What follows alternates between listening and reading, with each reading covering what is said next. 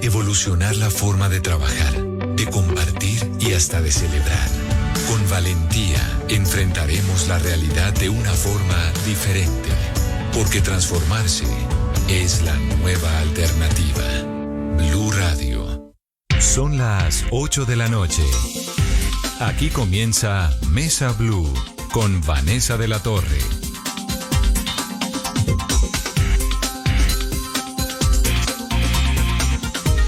Son las 8 en punto, bienvenidos a Mesa Blue. Hoy es Mesa Blue con estudiantes porque además del impacto que está teniendo la pandemia en el sistema de salud, en la vida de todos, hay una preocupación muy grande por la deserción escolar a todo nivel, desde los jardines hasta las universidades. Y tenemos, la verdad, en el programa de hoy, pues unos invitados de lujo. Está incluida la rectora de la Universidad Nacional, con quien siempre es un gusto hablar, y además una lección muy profunda de educación. Pero antes de ir con nuestros invitados, también con la doctora Luz Karime Abadía, que es la codirectora del Laboratorio de Economía de Educación de la Universidad Javeriana, que acaban de enviar, de hacer precisamente un estudio sobre esto, sobre cómo es que funciona y qué es lo que está ocurriendo y por qué es que es tan preocupante lo que puede pasar como consecuencia de la pandemia. Vamos a hablar de todo esto en breve, pero antes, Carolina, medidas nuevas que creo que se filtraron, porque la alcaldesa tenía rueda de prensa anunciada para mañana, en la mañana, y hoy el ministro contó los cambios que va a haber en Bogotá. ¿Cómo queda Bogotá? Vanessa, buenas noches. El ministro de Salud, en el programa que adelanta el presidente Iván Duque todos los días, dio un adelante frente a lo que va a pasar en Bogotá. Teníamos esa cuarentena estricta sectorizada que termina el 14 de agosto. Lo que ha anunciado el ministro de Salud es que 3 nuevas localidades van a entrar en esta cuarentena hasta el 28 de agosto. ¿Las localidades cuáles son? Teusaquillo, Usaquén y La Candelaria. Con esto, todas las localidades en Bogotá habrían estado dentro de este esquema de la cuarentena estricta y sectorizada en la capital del país. Otro anuncio importante es que ya se confirma que Bogotá tendrá el primer vuelo comercial de prueba en el mes de septiembre, y la fecha 1 de septiembre va a ser entre Cartagena o Barranquilla. Se está definiendo, y la alcaldesa Claudia López también está evaluando las medidas que va a tener Bogotá desde septiembre hasta el mes de diciembre. Lo que se ha adelantado por ahora, Vanessa, es que, por ejemplo, el plan piloto del aeropuerto, lo que están evaluando con el equipo de epidemiólogos y de economistas y de expertos, es que pueda operar quizá con una capacidad como ha venido operando Transmilenio, que es del 35%. Adicional, también se contempla ampliar esa capacidad que hoy tiene Transmilenio. Los turnos laborales, también se prevé que Bogotá pueda funcionar con diferentes sectores y hacer esto por días. Pueden ser 3 días un sector y los siguientes 3 días otros sectores. Frente a los temas de recreación, y uno de los temas que más preocupa en los últimos días a los bogotanos es el ejercicio físico, y es el poder salir a los parques y a la ciclovía. Esto podría estar alternando cada 15 días los domingos, Vanessa. Y adicional también, esta hoja de ruta ya será confirmada mañana por parte de la alcaldesa y todo su equipo de gobierno de lo que va a pasar en la capital del país del mes de septiembre a diciembre. Entonces, el anuncio oficial será mañana, la alcaldesa por supuesto lo explicará, pero digamos que en el principio nos quedamos con las localidades de Teusaquillo, de Usaquén y de La Candelaria, que arrancan esa cuarentena, que además es la última etapa, ¿no?, de esas cuarentenas sectorizadas que se han hecho y con las cuales pues quedan muchos habitantes de Bogotá en casa durante 14 días, y así lentamente se ha ido manejando pues la expansión del coronavirus. Lo del vuelo es muy importante, Carolina. Falta que nos defina la alcaldesa si es a Cartagena o a Barranquilla, y podría funcionar casi que como los vuelos que se están haciendo entre los Santanderes, que la verdad han tenido bastante éxito, por lo menos no han tenido pormenores hasta el momento. Son aviones que están funcionando con un porcentaje muy bajito de su capacidad, pero que han logrado mover a muchas personas durante estos días. Quedan las preguntas: los restaurantes, los comercios, ¿cómo van a terminar funcionando? Los teatros y todos estos espacios de recreación multitudinaria, de los cuales hasta ahora nadie habla, pero obviamente ellos están pidiendo pista, porque además aseguran que ya tienen esas medidas, esos protocolos de bioseguridad relativamente organizados. Hay unos cambios entonces en la dinámica social y económica de la ciudad. Importante que el 28 de agosto arrancarían los restaurantes, el 28 de agosto, con unos pilotos que todavía no está claro, ¿no? Eso lo va a explicar la alcaldesa mañana. ¿Cómo serían, Carolina? ¿Sabemos algo o no? Inicialmente, Vanessa, lo que se conoce y se está evaluando es que para adelantar este plan piloto se puedan habilitar algunas zonas de espacio público para que se pueda hacer la atención de estos restaurantes al aire libre. Claro, tendrían que ser al aire libre con una ocupación muy reducida. Bueno, vamos, todo esto obviamente está funcionando bajo la marcha, pero lo que decíamos, hay unos turnos que se van a comenzar a implementar para las actividades sociales y las actividades económicas de la ciudad. Todo eso lo podremos entender el día de mañana. Mientras tanto, unidades de cuidados intensivos en Bogotá, Carolina, en el Caquetá, por ejemplo, y creo que es una noticia preocupante, en el día de hoy llegaron al 100%, la ocupación llegó de las unidades de cuidados intensivos y los médicos en el departamento del Caquetá están pidiendo auxilio con urgencia. En los otros departamentos del país la cosa está relativamente alta, pero controlada. En Bogotá, ¿cómo está? ¿Cómo arranca esta semana? Vanessa, varias ciudades, ¿cómo están en materia de ocupación de las unidades de cuidado intensivo? Empecemos con Bogotá, está al 89% y el ministro de Salud confirmó, Vanessa, un dato importante, y es que ya se entregaron y se instalaron en Bogotá la totalidad de los ventiladores que había prometido y con los que se había comprometido el gobierno nacional, la cifra 777. Y en las otras ciudades, Bucaramanga está con el 92% de su ocupación, Cali con el 86%, Montería el 86%, Medellín el 86%, Quibdó 78%, Barranquilla 41%. Frente a esta situación, el ministro también anunció que esta semana se van a entregar 435 nuevos ventiladores para las diferentes regiones del país donde hay esta ocupación alta en las unidades de cuidado intensivo. Ay, lo de Barranquilla es supremamente esperanzador. Hoy abrieron el malecón del río Magdalena y bueno, vamos ahora en el corte a comerciales a ponerles al Joy Arroyo en Barranquilla me quedo para que le metamos la mejor onda a esto, porque la verdad que lo que le va dando a uno es como optimismo, ¿no? Como de saber que una ciudad que aparentemente llega a un pico se logra controlar. Sus unidades de cuidados intensivos pues ya están más de la mitad desocupadas y los contagios se han ido reduciendo significativamente. La gente a partir de hoy arranca casi que la vida normal en Barranquilla, con los cuidados que toca y con la responsabilidad que amerita esta circunstancia tan compleja, pero es supremamente esperanzador lo que está ocurriendo en Barranquilla. 8:07. Hablemos entonces ahora de educación. ¿Qué es lo que está pasando? Es muy grave el panorama porque esta es una generación entera de niños, de universitarios, de jóvenes, de estudiantes de colegio que están en unas condiciones atípicas, estudiando de una manera en la que nunca habían estudiado. Y es un reto gigante para todos, para los chiquitos, para los grandes, para los padres de familia, para los profesores, para las universidades públicas, para todo. A mí me da un gusto, como siempre, hablar con Dolly Montoya, que es la rectora de la Universidad Nacional de Colombia. Me parece lo máximo entrevistarla. Dolly, bienvenida a Mesa Blue.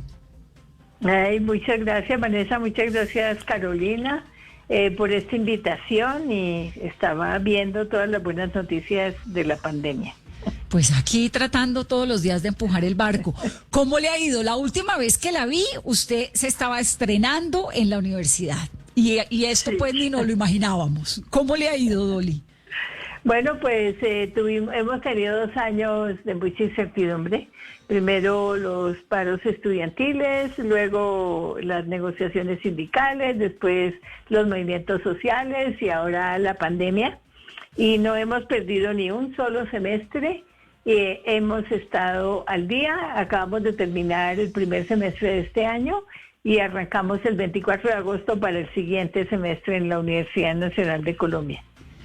O sea que a usted como rectora ahí le ha funcionado la cosa bien. Pues en medio de las vicisitudes. En medio de las vicisitudes hemos conformado un equipo directivo que sabe trabajar en la incertidumbre. Y creo que esto ha sido muy importante para la universidad, porque somos una universidad muy grande, con 9 sedes en todo el país, y tenemos diferentes realidades en todo el país, pero vamos todos arrancar el 24 de agosto nuestro siguiente semestre. La semana pasada, Dolly, en una carta abierta dirigida al presidente y firmada por varios académicos, intelectuales y políticos, se pidió salvar a la Universidad Nacional, hablando de un déficit de 80.000 millones de pesos, y el gobierno está ofreciendo, según lo que entiendo, una ayuda de 5.200 millones. ¿Cómo están las finanzas de la Nacional en este momento? Bueno, pues nosotros tenemos un déficit estructural en las universidades públicas, porque a partir del año 93 que se crea la Ley 30, las universidades solo crecieron de acuerdo al costo de vida. Y las universidades públicas hemos duplicado y casi que triplicado nuestra cobertura, y además en el caso de la Universidad Nacional nosotros hemos creado 300 programas de posgrado, tenemos 8.000 estudiantes de posgrado, y esto no estaba previsto cuando se hizo la Ley 30.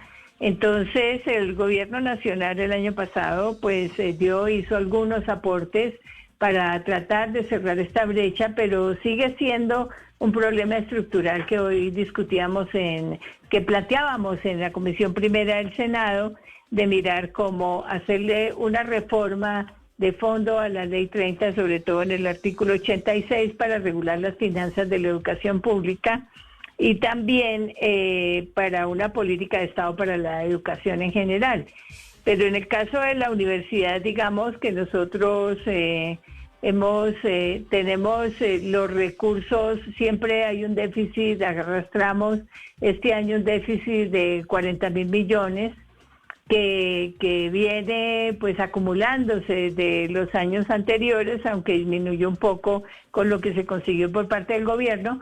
Pero ahorita, digamos que lo que se está pidiendo, la pandemia ha puesto también al desnudo muchas situaciones que no estaban previstas previamente. Por ejemplo, el hecho de que hubiéramos tenido que concentrarnos en varias actividades, como apoyar al país, como las UCIs, como generar muchos aparatos médicos para la pandemia, que en eso hemos estado, dirigir la investigación hacia allá, y al tiempo que generamos gastos en esas áreas, pero hay menos ingresos también en áreas que nosotros tenemos, porque el recurso de la universidad, el 51% son recursos que genera la comunidad universitaria y el 49% son recursos que nos da el gobierno nacional.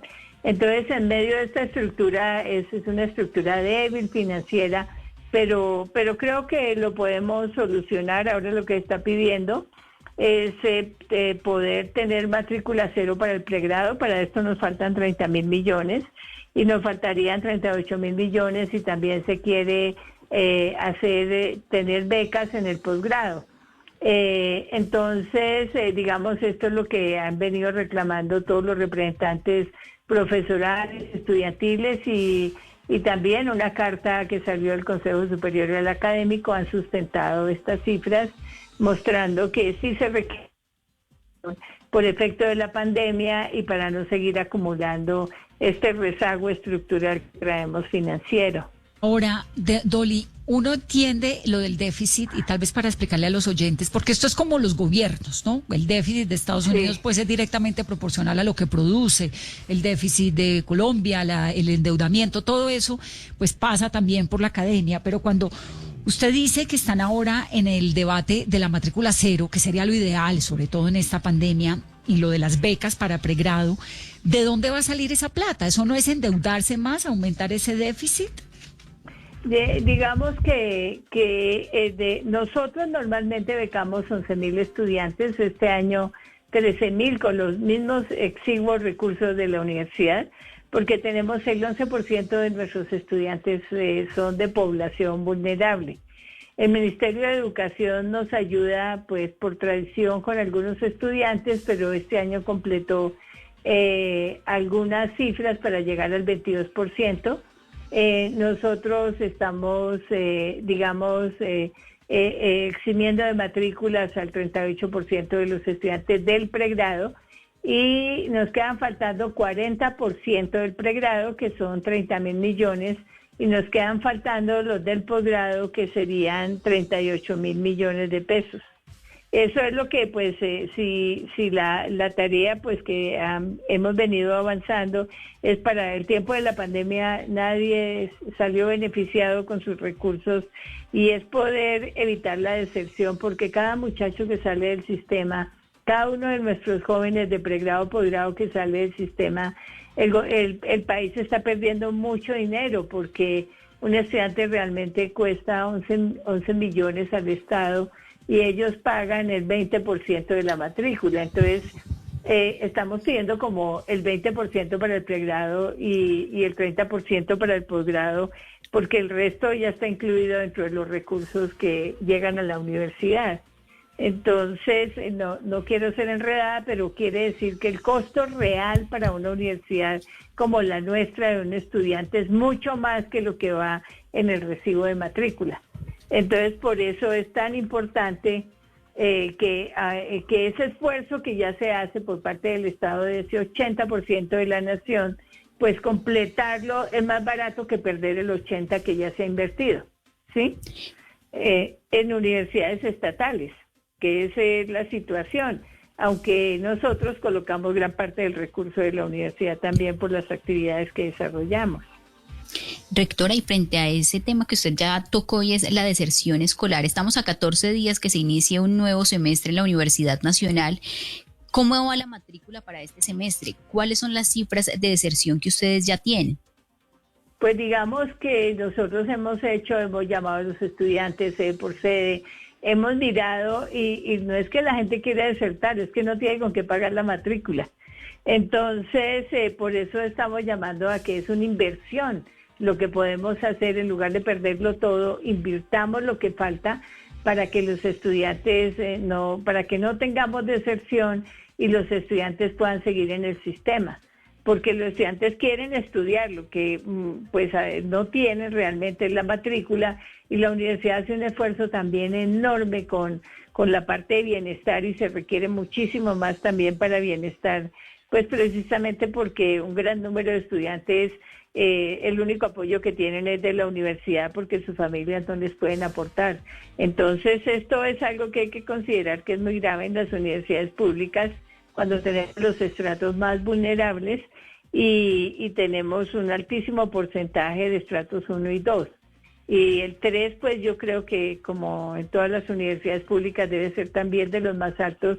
Ha sido muy aporreado por la pandemia el estrato 3 en esta situación, que son pequeñas empresas, pymes, trabajadores, que viven, que se emplean, que son por contrato, que lo sacan, o sea, todos conocemos la situación del país y esto se refleja en la educación también. Pues claro. Entonces esto es bien grave, sí. ¿Cuánto vale la matrícula? Pues obviamente por especializaciones y por carreras va cambiando, pero la matrícula promedio el semestre de la Nacional, ¿cuánto vale?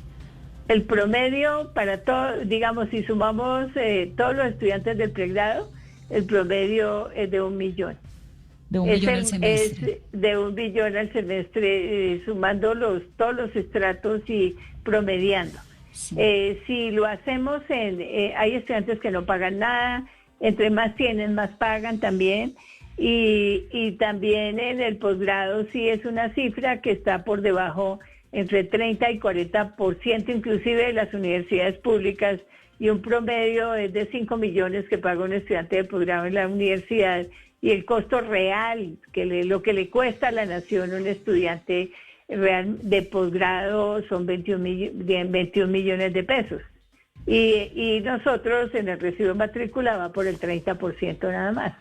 Entonces ahora lo que está pidiendo es que ese porcentaje que falta se pague para que los estudiantes, o sea, que se aporte a la universidad para que los estudiantes no tengan que cubrir esos costos de matrícula, porque de esos costos pues funcionan, digamos, inclusive las facultades y las sedes también, por eso no podemos becarlos a todos porque la universidad no tiene cómo. No, pero además porque es un ciclo. El estudiante paga, el gobierno aporta, con lo que se paga funciona la universidad físicamente, pero también los centros de investigación, pero también es que es un ciclo y me parece importantísimo lo que acaba de decir, que la deserción no es porque los chicos no quieran estudiar, es porque no hay plata.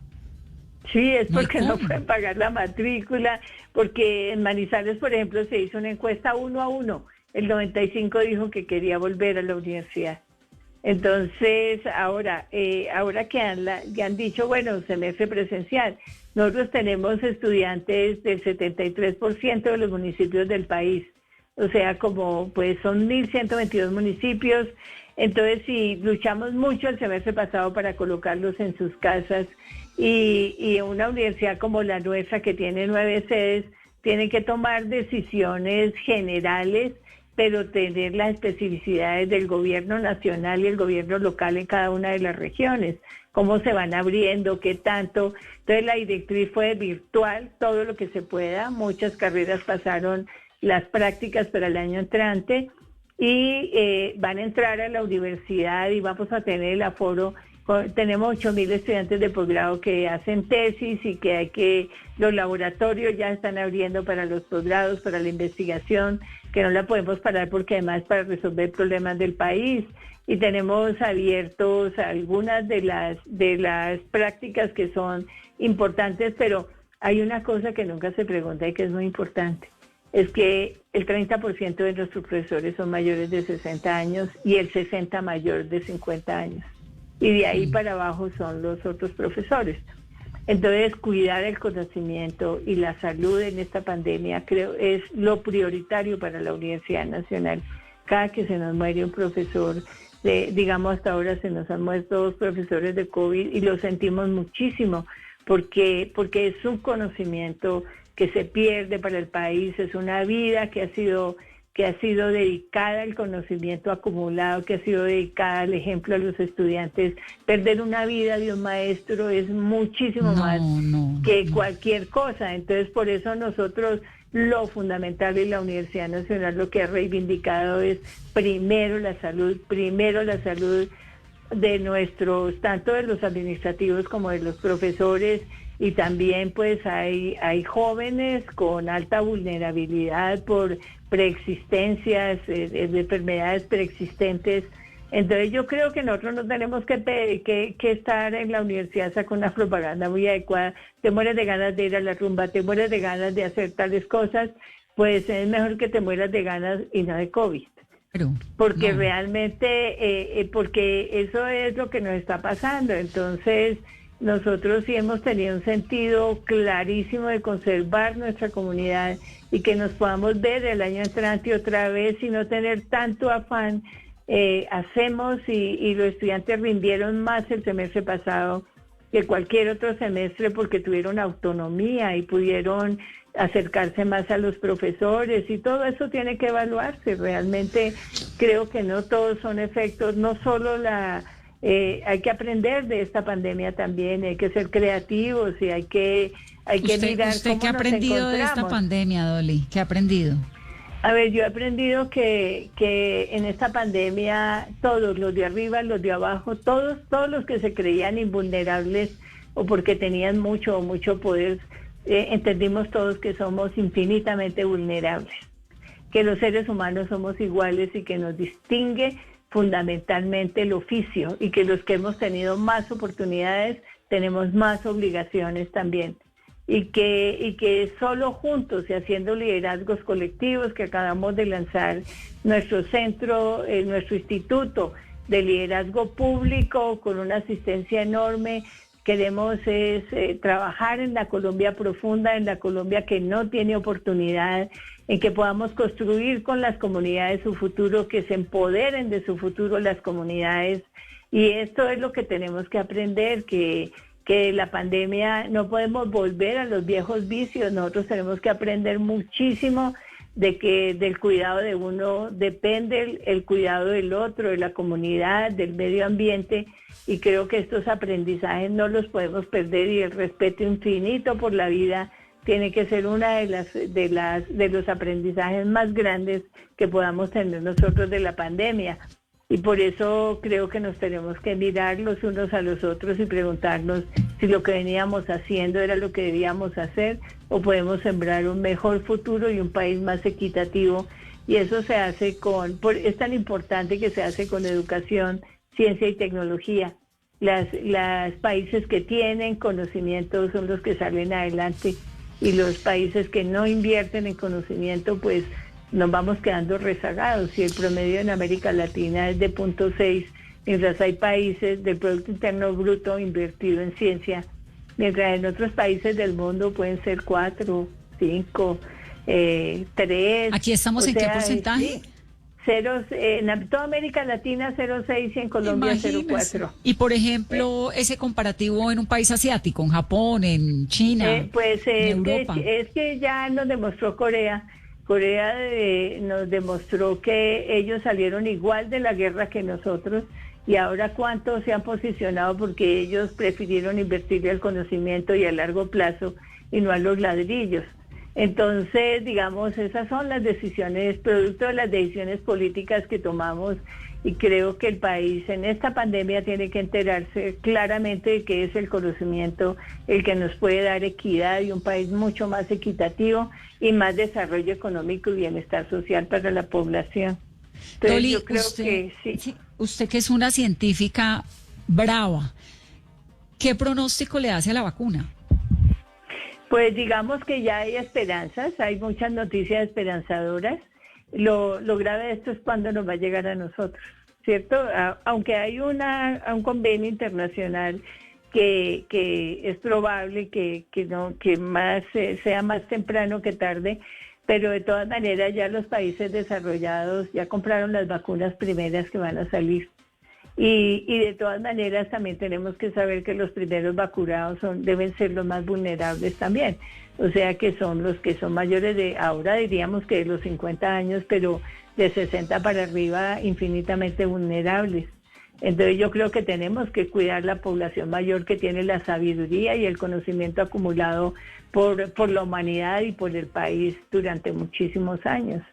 Entonces eso no es el cuento después de que la sabiduría no se gana sino con la vida, con el tiempo y con el reposo. Y esto un país que no, así como que no tenga niños, como que no tenga ancianos, pues da igual. O sea, es un país que le falta un pedazo de su población. Y creo que además, hay que cuidarlos. Sí, y estoy de acuerdo con lo que nos está diciendo de que esta pandemia pues está dejando esa muestra tan importante, ¿no? De aportarle a la ciencia. Increíble lo que nos dice América Latina, el 0.6. Para terminar, no quisiera perderme el tema de las ciudades, Dolly, porque la Nacional pues tiene presencia en casi todo el territorio, en casi todo el país. ¿Qué ciudades han sido las más afectadas para los estudiantes de la Universidad Nacional en deserción? Es decir, ¿de dónde son los chicos y chicas que con más dificultad están lamentablemente dejando el estudio? Pues digamos que más que deserción es el esfuerzo que la universidad ha hecho y que le ha tocado quintuplicar en esas regiones, inventando lo que sea para que los muchachos no se retiren, para que los jóvenes continúen trabajando. Digamos, nosotros somos la realidad del país. Entonces nosotros tenemos conectividad en Bogotá, Medellín, Manizales y Palmira, y en La Paz menos, que es en el Cesar en Valledupar. Nos falla la conectividad, pero de todas maneras es mucho mejor que en las fronteras donde estamos, que es Leticia, en San Andrés, en Arauca y en Tumaco. Entonces, en esas sedes de la universidad donde estamos generando los programas para líderes regionales, que son un programa donde los estudiantes compiten entre ellos mismos y no tienen que competir con el resto del país porque jamás ingresarían a la universidad y se quedan en esas sedes durante 1 o 2 años preparándose para poder regresar a las sedes que tenemos las carreras, que son 5, que le llamamos las sedes andinas en las ciudades grandes y en Valledupar.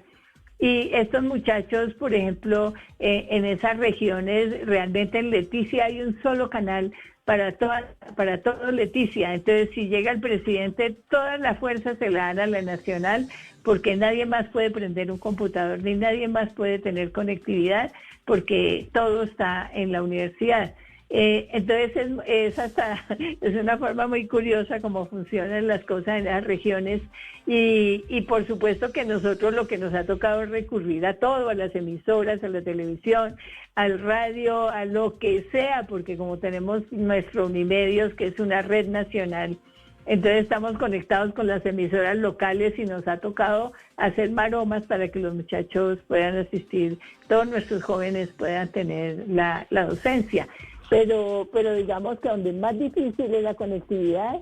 También tenemos zonas como vienen de todos los municipios, 8 horas por el río hasta Tumaco, todas esas, digamos, en esas zonas es muy difícil, pero algo muy curioso es que los muchachos se han convertido en líderes de cuidado de la pandemia en todas las regiones, inclusive en Tumaco hacíamos una entrevista con ellos y ellos se han convertido en los líderes de cuidado sobre pandemia, con todas las medidas, cuidando al pueblo, cuidando a la gente.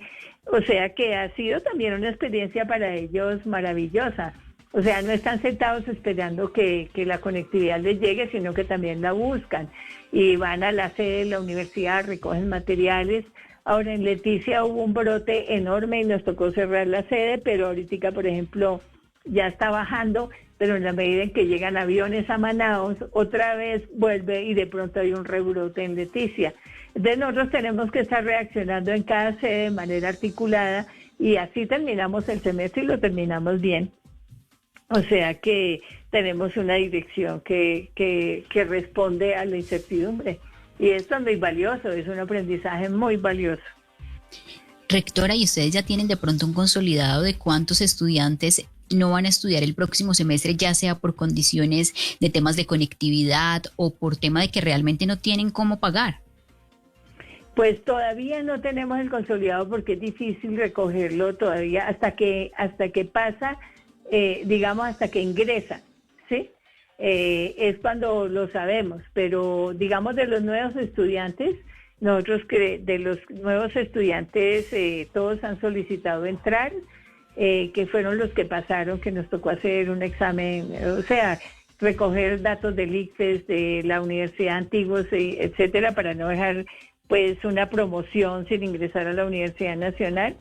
Y con ellos pues apenas están en la primera etapa de admisión. Yo creo que nosotros pues en desentrante es cuando sabemos exactamente cuál es la diserción. Nosotros hemos previsto que un 26%, pero todavía no podemos dar datos. Y ojalá, porque hemos hecho un esfuerzo enorme como universidad en bienestar, en todo, para que la deserción no vaya a ser más allá del 5 o el 10%.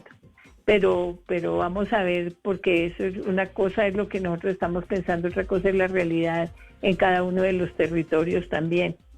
Pero sí hay mucho pedido de no cobrar matrícula, de no cobrar extemporáneas, y hemos sido muy flexibles en todo el reglamento de la universidad, y el Consejo Superior Universitario me autorizó que fuéramos absolutamente flexibles para evitar la deserción, y me dio autorización para que cambiáramos algunas cosas transitoriamente mientras pasaba la pandemia. Así que hemos hecho esfuerzos enormes y estamos muy felices porque creo que vamos a salir muy bien librados de todo esto, y con el apoyo que nos falta también estamos optimistas de que vamos a conseguir el recurso.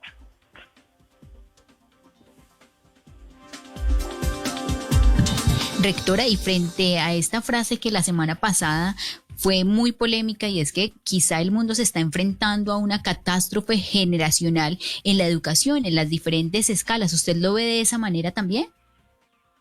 Pues yo lo veo por la vía positiva.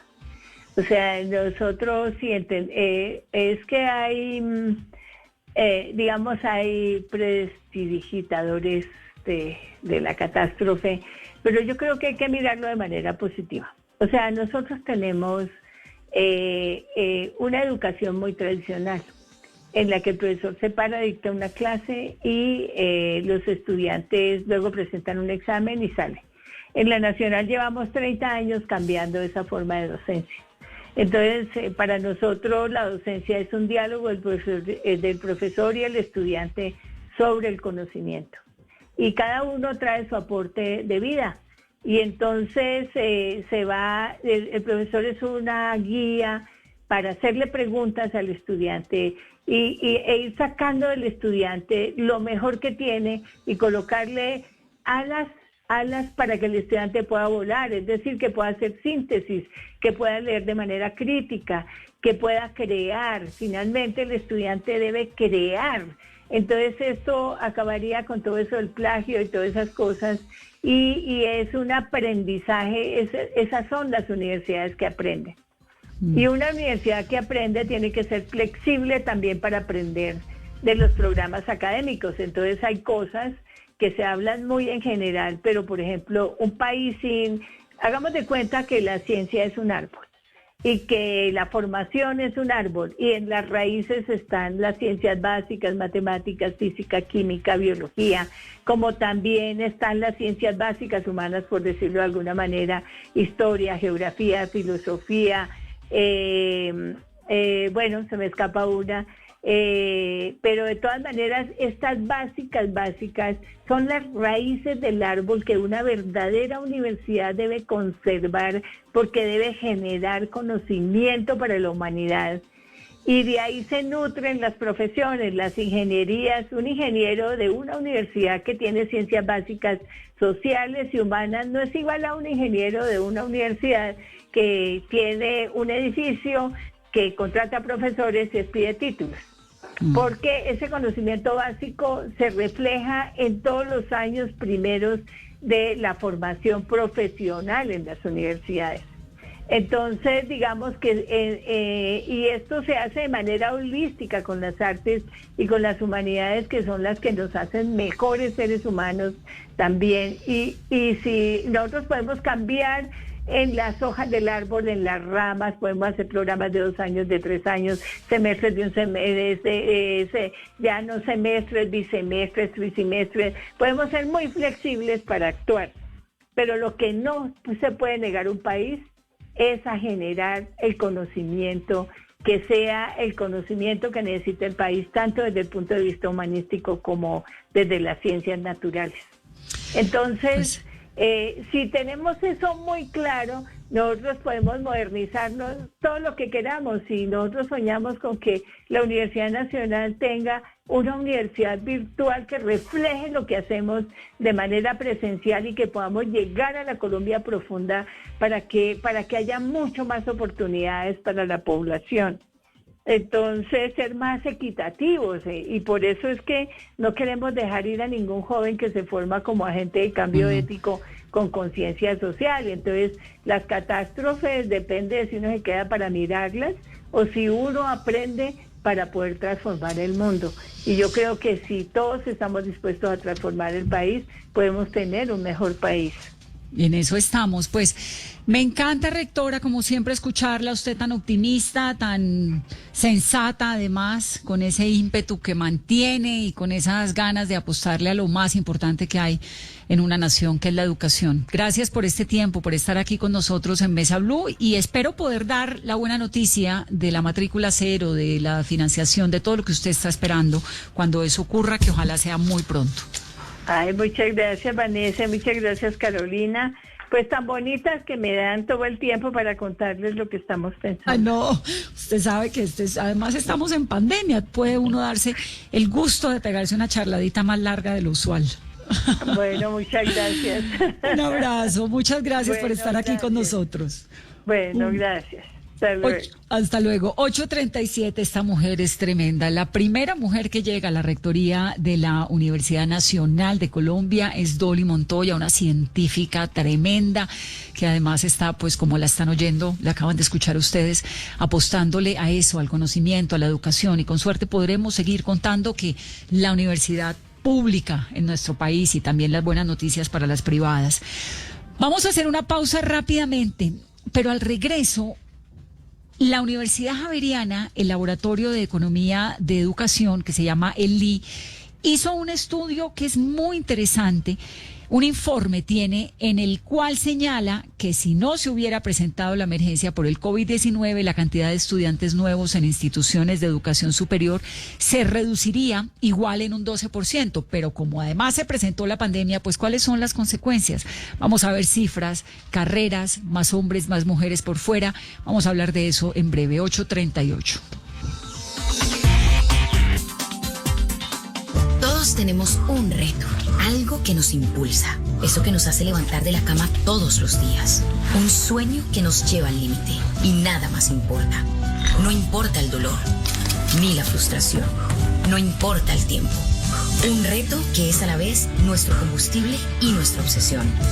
Porque nada se consigue de la noche a la mañana. Este es mi reto. ¿Cuál es el tuyo? Pasta Sonia, sabor y energía que te hacen mejor. Trabajamos pensando en usted.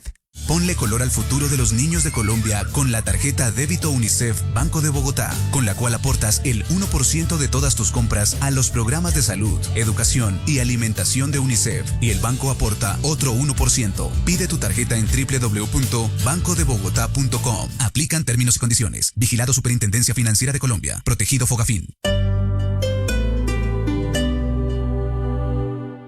Hace 45 años, una mujer colombiana armó sola una revolución en contra de la desigualdad. Hoy esta revolución crece y no se detiene. Llénate de fuerza y solidaridad por Colombia. Únete este 29 y 30 de agosto a la caminata virtual de la solidaridad en solidaridadporcolombia.com. Patrocinan Bancolombia, Banco BBVA, Fundación Universitaria del Área Andina. Apoyan Ministerio de Comercio, Industria y Turismo y Fontur, Instituto Colombiano de Bienestar Familiar, Ministerio de Cultura, Programa Nacional de Concertación Cultural. La cultura es de todos. Ministerio de Cultura. Ahora en Blue Radio, los foros virtuales Blue 4.0. Conéctese con nuestros canales digitales. No se pierda este martes 11 de agosto a las 11 de la mañana una conversación entre los presidentes de Bancolombia, Olimpia IT, Claro y el alto consejero presidencial para la transformación digital sobre cómo avanza Colombia en la virtualidad de sus trámites. Foros Blue 4.0. Conversaciones que transforman a Colombia.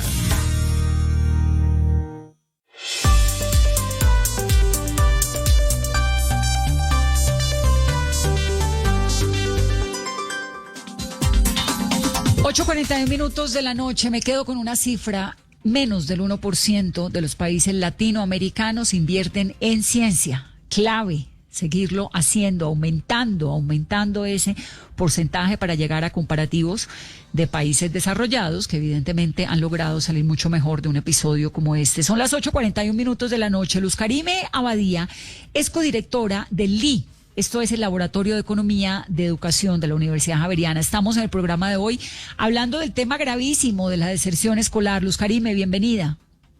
Vanessa, buenas noches, muchas gracias. Bueno, ustedes hicieron un informe en el cual encontraron datos de deserción gravísimos de estudiantes. Cuéntenos un par. Pues Vanessa, encontramos que desde el 2016 vienen cayendo ya las matrículas en educación superior. Esto es antes de la pandemia. Estamos hablando de estudiantes que ingresan por primera vez a un programa de pregrado o posgrado. En promedio 7% venían cayendo para instituciones de educación superior privadas y 5% en las públicas. El último dato disponible que tenemos del Ministerio de Educación es a diciembre del 2018. Por tanto, entonces en el laboratorio hicimos una proyección de cómo sería la matrícula en 2019 y en este segundo semestre del 2020, sin pandemia, y entonces lo que encontramos es que la tendencia igual iba a seguir cayendo en 12% para este segundo semestre del 2020 y ahora, que por la con pandemia crisis, peor.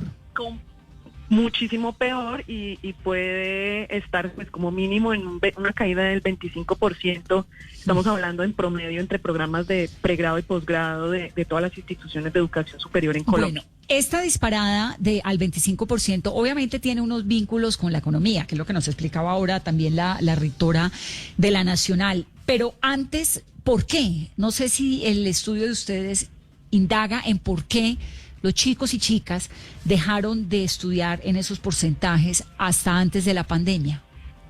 En nuestro estudio, como son proyecciones, no tenemos las causas, pero ya se venía haciendo análisis al respecto. Lo primero es que en efecto las matrículas en educación superior están muy ligadas a lo que pasa con la economía. El desempleo en Colombia o la creación de empleo empezó a caer desde el 2015, entonces eso empezó ya a tener efectos en la educación superior y adicionalmente empezó a crecer la oferta de programas virtuales incluso de otros países, entonces es muy fácil hoy en día inscribirse a una universidad en Europa o en Estados Unidos y estudiar de manera virtual.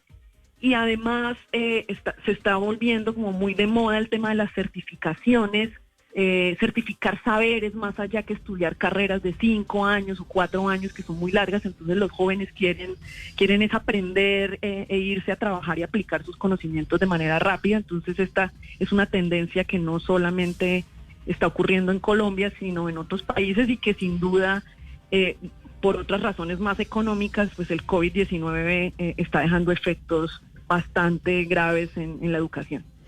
¿Tienen los datos de golpe, Luz Karime, por regiones, por carreras, más hombres, más mujeres? En educación superior y en el sistema educativo hay un poquito más de mujeres matriculadas que hombres. 54% en educación superior de los estudiantes son mujeres. No tengo el dato por regiones, pero sí por carreras. Y antes de la pandemia ya estábamos observando entre 2016 y 2018, que como les digo es el dato más actualizado que ha reportado el ministerio, había caídas ya, por ejemplo, del 17% en carreras como ingeniería industrial, ingeniería de alimentos y agroindustrial, en un menor porcentaje, pero también venía cayendo ingeniería de minas, publicidad, ingeniería agrícola, forestal, odontología, mientras que, por ejemplo, carreras de pregrado como nutrición y dietética, salud pública o sociología, deportes, venían creciendo. En ellas no se ve efectos de caída en matrícula. Repito, hasta el 2018. Esperamos, seguramente, otra cosa que hemos encontrado que puede empezar a afectar es que en Colombia la elección de carrera o las posibilidades de escoger una carrera están muy asociadas con el estrato socioeconómico de los estudiantes. Entonces encontramos, por ejemplo, que en carreras como licenciaturas, cerca del 70% de los estudiantes en estas carreras es de estrato 1, mientras que si, por ejemplo, comparamos carreras como comunicación o diseño, estamos hablando de que el 50% son estudiantes de estrato 5 y 6. Entonces, la pandemia, la crisis económica que está dejando la pandemia seguramente va a afectar estas matrículas por carreras porque está asociada con el estrato socioeconómico de los estudiantes. Esa presencia del estrato socioeconómico, ¿cómo es? Digamos, ¿cuáles son los jóvenes y las chicas que más desertan de la academia? Tenemos que en Colombia cerca de 242.000 estudiantes desertan cada semestre del sistema educativo, y dos son las principales razones de esta deserción. La primera es por restricciones económicas. Entonces son jóvenes que no solamente no tienen para pagar la matrícula, sino que les toca trabajar para poder sostenerse o incluso sostener a sus familias, y muchas veces pues no logran pues mantenerse para poder seguir estudiando. Y la otra razón tiene que ver con orientación profesional, que en general pues no es muy robusta en Colombia, sobre todo en muchos colegios oficiales. Entonces hace que los jóvenes ingresen a carreras sin saber mucho de qué se trata y terminan desertando por estratos. Pues en efecto los jóvenes pues con más restricciones socioeconómicas son los más vulnerables para desertar de educación superior, porque les toca pues trabajar al tiempo que estudian para poder mantenerse. Luz Karime, y por ejemplo, frente a lo que nos contabas de certificar saberes, ¿eso indicaría de cierta manera que hay un aumento en las matrículas en carreras técnicas o tecnológicas? Sí, o incluso, digamos que esto de certificar saberes, incluso es educación no formal, es hacer cursos que muchos de ellos se pueden tomar en línea. Hoy en día, y a raíz de la pandemia, muchas universidades en Colombia y en el mundo han liberado como el acceso gratuito a muchos de estos cursos que por plataformas, no sé, por ejemplo, Coursera es una de ellas. Pero eso es por la pandemia, ¿no? Por la pandemia, algunos ya eran gratuitos, otros hay que pagarlos, pero de todas maneras es muy fácil y rápido puedes acceder a cursos muy aplicados y con certificados, muy teóricos, y te entrega un certificado y vas a tu ritmo porque pues es virtual, eso sí es realmente virtual. No, pues si la Universidad de Harvard ofrece un curso y un montón de gente lo hace y dice que es que ya tiene maestría o que pasó por la Universidad de Harvard solo por hacer un cursito que pagan incluso pues ahora online, y eso también creo que tiene que ver de golpe, Luz Karime, con pues es que los jóvenes de hoy en día les priva todo muy inmediato, ¿no? No son de esas carreras, o no sé, queda uno con esa sensación. Tal vez me gustaría tu opinión sobre eso, porque le da a uno esa sensación de que la generación mía por lo menos es de carrera larga, luego maestría, luego otra maestría, ¿no? Todavía como con unos estudios muy profundos. Ahora los jóvenes, y arranca uno trabajando con unos sueldos mínimos y luego va ascendiendo. Ahora quieren como todo ya muy inmediato. De golpe por ahí corresponde a este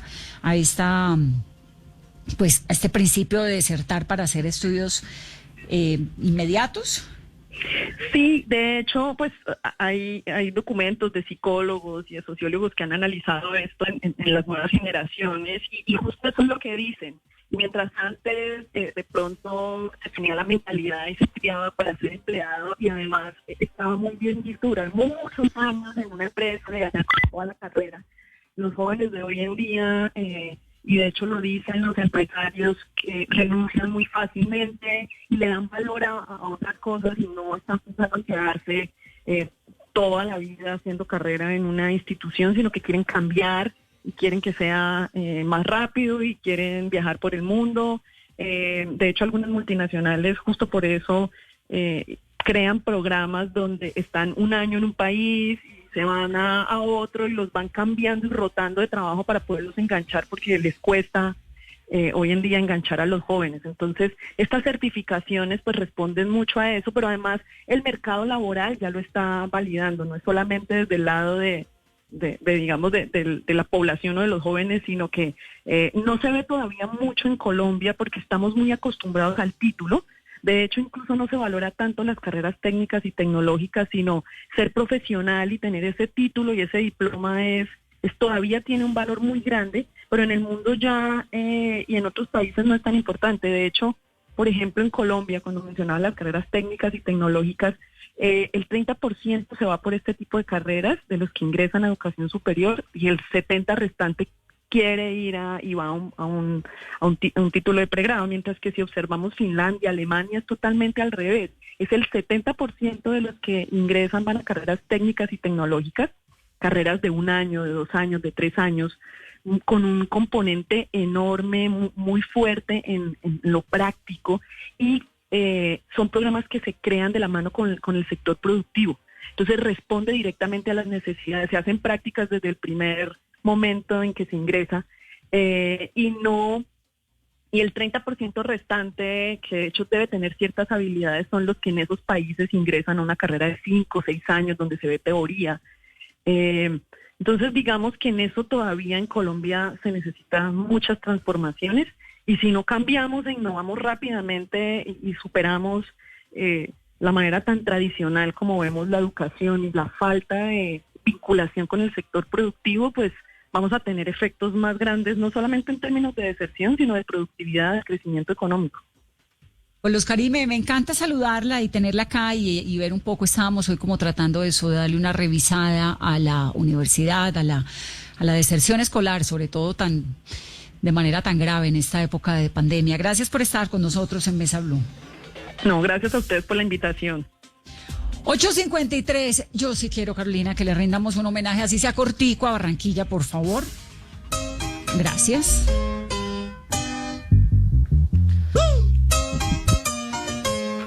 ¡Vacila los rumberos!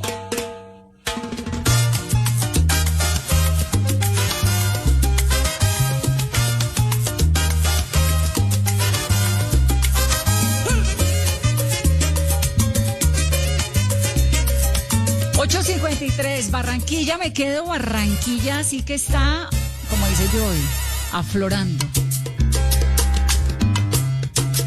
Del Caribe aflora, bella encantadora, con mar y río, una gran sociedad. Y la razón de este homenaje a Barranquilla, pues la verdad es que lo ha hecho bien. Tuvo hace unas 2 o 3 semanas un momento muy grave, muy delicado y que nos angustió a todos con la lucha contra el coronavirus. Cifras ahora, Carolina.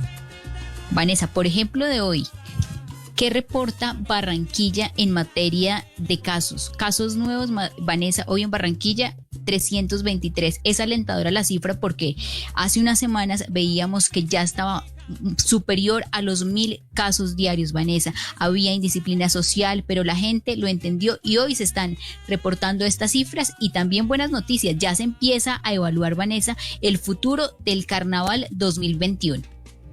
Bueno, eso sí hay que esperar un poquito más, pero como Barranquilla viven de carnaval en carnaval, y ahora la verdad es que tienen razón. Las cifras siguen siendo alarmantes, preocupantes, pero mucho menos de lo que eran hace un par de semanas.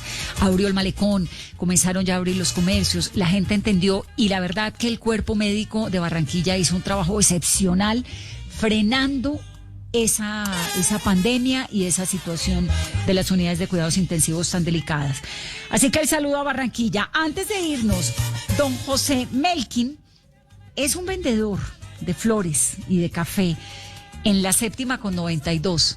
Lo conozco porque le he comprado flores muchas veces y porque además su historia es la historia de un montón de gente que hay en Colombia, en Bogotá, tratando de sobrevivir en esta pandemia, pero de vez en cuando llega la policía a moverlo. Entonces supe de su historia y lo quise llamar porque este programa es de todos. Don José, bienvenido. Buenas noches, señorita Vanessa. Bueno, ¿qué es lo que le pasa? ¿Por qué le toca irse de allí? Bajémosle un poquito a la pachanga, gracias. ¿Por qué es que...? Lo que pasa es que hay un residente en el sector, un señor, que está amenazándonos a toda hora y a toda una persecución laboral con la policía.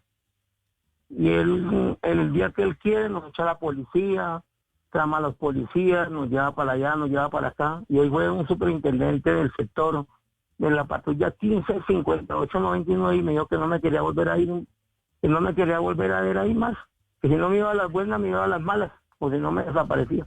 Pero ¿cuál es el argumento por el cual usted lleva muchos años allí? Yo lo he visto muchas veces, mucho tiempo además, con su familia a veces. ¿Cuál es la razón por la cual usted no puede estar allí y otros vendedores sí? ¿Por cuarentena? ¿Por qué? ¿Qué es lo que le dicen? Sí, es que él me dice a mí que tengo que irme de ahí porque en el sector no me quieren. Y yo digo, pero ¿quién no me quiere? Yo no soy hombre para que toda la gente me quiera. Entonces yo le digo, hermanito, es una falta de respeto. Entonces y él no me quiere ver ahí. Entonces yo le digo, pero ¿por qué, hermano? Si yo no me puedo ir porque este es el día a día mío. La alcaldesa dijo, todos los vendedores ambulantes tienen que rebuscarse en el día a día. Y el señor me dice que no, que tengo que irme. Pero bueno, más allá, digamos, del tema específico del señor, que creo que es el que termina prendiendo estas alertas con las autoridades, etcétera, usted está, por ejemplo, ahorita que entra cuarentena en Usaquén, ¿usted no podría estar allí, o sí? No, yo no estuve yo respeté los 3 meses y los 15 días que me mandaron. Eso le quería preguntar. En los tiempos de cuarentena estricta por localidades y cuando fue Bogotá entera, ¿usted estaba allí? Sí, señora. No, señora, yo no fui. Yo en ningún momento fui porque yo respeté los 3 meses y los 15 días. ¿Y ustedes con su tapabocas puesto? Todo lo mío, todo lo de bioseguridad lo tengo. Entonces, ¿y de dónde trae los productos que vende, las flores y el café? Yo el tinto y mi puestico ahí de dulces y todo lo tengo ahí. Mi hermano tiene el puesto de las florecitas abajo, pero como él tiene 70 años, él no puede salir. Entonces la cogió con él y ahora me cogió a mí. Y la otra es que hay un vigilante de ahí de Cuerpo Chico, de esa vaina de Cuerpo Chico, y ese señor es que lo pasa tomándonos fotos, mandándonos una cosa, mandándonos otra, y él, a la policía, y él no puede hacer eso porque yo hablé con un señor, un abogado, y me dijo, él no tiene facultad para eso, porque el oficio de él es cuidar el sector. Claro. Y los productos él se los lleva. Bueno, y usted, repítame por favor lo del cuidado que hace con sus flores, ¿cómo las desinfecta? ¿Cómo sabe uno que usted no está transmitiendo el coronavirus? No, su merced. Mi hermano no ha vuelto a vender flores porque por eso le digo, tiene 70 años. Yo vendo tintos, cigarrillos y Dulcecitos ahí en la esquina de la 92. ¿Y uno cómo sabe que esos tintos, ese cigarrillo no están contagiados? Que no está usted Porque no- propagando el virus. Nosotros todos los llevamos ya acá en la casa. Ujú. Y los cigarrillos los llevan de la cigarrería. Yo compro todas las cigarrillas, ya me desinfectan todo con alcohol. Todo desinfectado. Sí, señora. Pues don José, voy a transmitirle esta inquietud a las autoridades de Bogotá para saber, porque el caso suyo, que nos sirve mucho para ejemplarizar lo que está ocurriendo, es el caso de muchos vendedores ambulantes. ¿Usted lleva en esa esquina cuántos años? Yo llevo 35 años, voy a completar ahorita el 26 de septiembre. 35 Y ahí años. Sí, y la persecución es con todos los vendedores ambulantes de ahí. Él nos quiere sacar a nosotros, ese señor. Bueno, te lleva toda una vida allí. ¿Y usted va y viene en qué? ¿En el transporte público? Sí, señora, sí. Sí. ¿Quién es que Yo le me sopla recuerdo. ahí las preguntas? ¿La señora? No, la niña. ¿La hija? Sí, la hija. Estamos preocupados, doctora, porque mire, llevo 6 meses de arriendo, no me han dado nada, del asilo solidario no me han dado nada, a ninguno me han querido ayudar. Por ahí los amigos me ayudan, y debo lo de la niña del colegio. Y estoy en la inmunda porque esta no nos dejó a todos en la ruina. Guerreándola Y todos pues, los días. ¿Cuántos sí. hijos? 3. 3. Bueno, pues Y don el José, con- me y el toca... contra- ¿Qué? Me toca irme, pero le prometo que esta semana, cuando hablemos con algún funcionario, que lo hacemos muy usual, de la alcaldía de Bogotá, hablamos específicamente de su caso, que nos sirve para contextualizar el caso de todos los demás. Un saludo y gracias. Un saludo. Bueno, mil gracias, Marista. Bueno. Es don José Melkin Villanueva.